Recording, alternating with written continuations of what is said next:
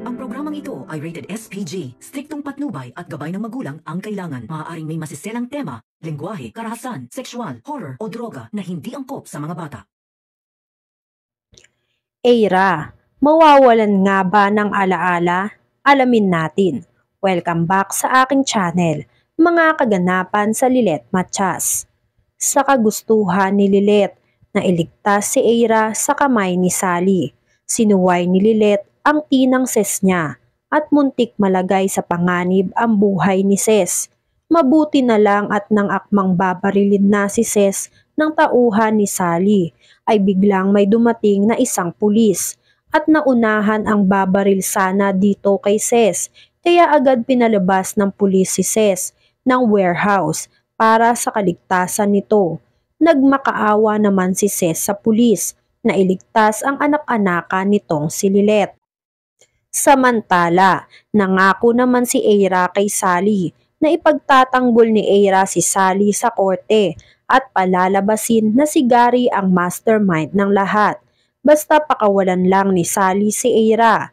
Pero dahil sa ginawa ni Eira na pagpapatalo kay Sally sa korte nung pinaglalaban ni Sally ang kapatid niyang si Carding, ay wala nang tiwala si Sally kay Eira. Kaya naman sinabi ni Eira, kung gusto mo pa ng madaming pera, ibibigay ko sa iyo lahat. Pakawalan mo lang ako, Sally. Sumagot naman si Sally, huwag ka nang umapila, hindi ako Court of Appeals. At saka sa palagay mo, mapagkakatiwalaan pa kita? Pinatalo mo nga ang kaso ni Carding, saksak mo sa baga mo ang pera mo. Alam ko naman na hindi na ako makakatakas dito ng buhay, pero mas maganda kung isasama kita.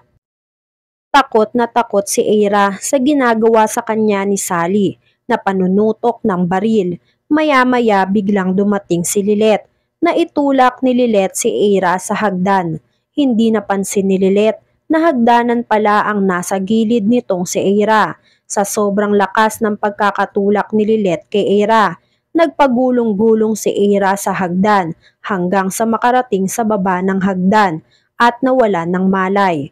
Gulat naman si Lilet sa nangyari dahil hindi alam ni Lilet na hagdan pala ang pinagtulakan niya dito kay Eira. Labis na tuwang-tuwa si Sally.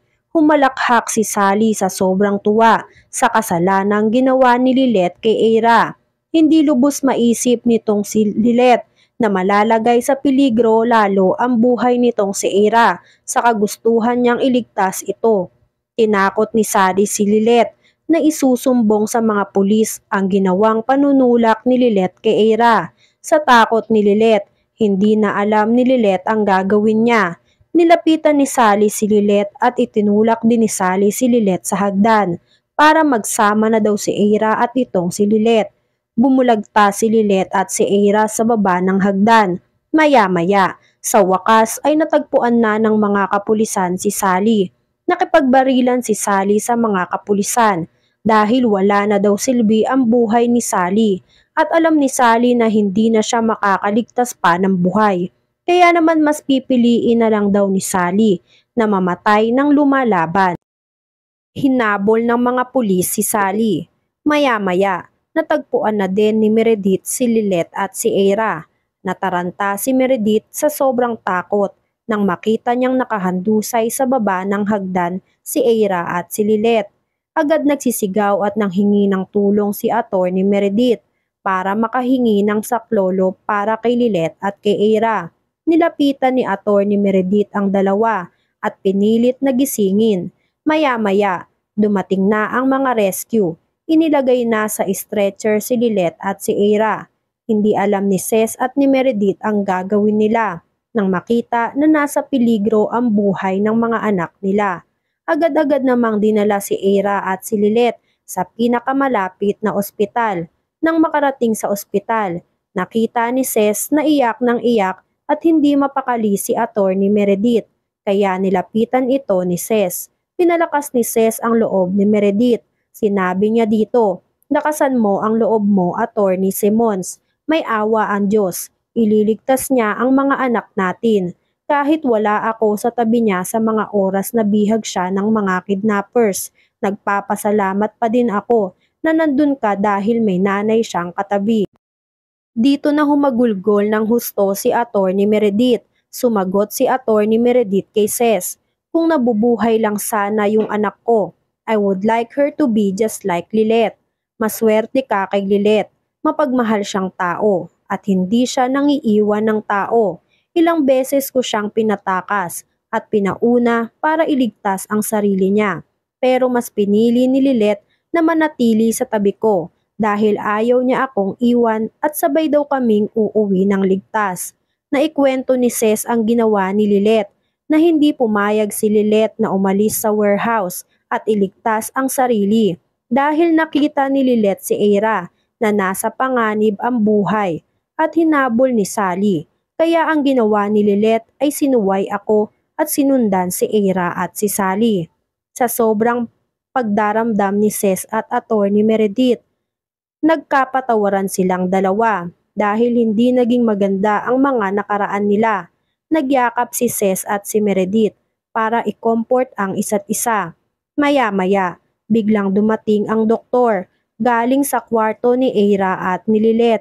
Tumayo bigla si Tinang Ses at nilapitan ang doktor. Ganon din si Meredith at si Spanky, pati na rin ang pamilya ni Lilet.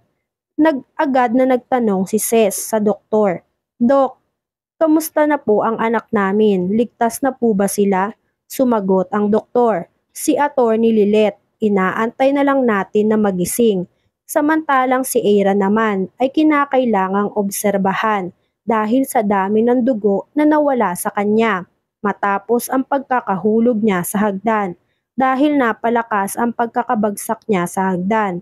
Nanlumo si Meredith sa narinig niya sa doktor, kaya sinabi ni Meredith sa doktor na gawin ang lahat para mailigtas ang anak niyang si Eira dahil hindi kakayanin ni Meredith kung may mangyaring masama kay Eira at hindi ito makaligtas sa nangyari sa kanya.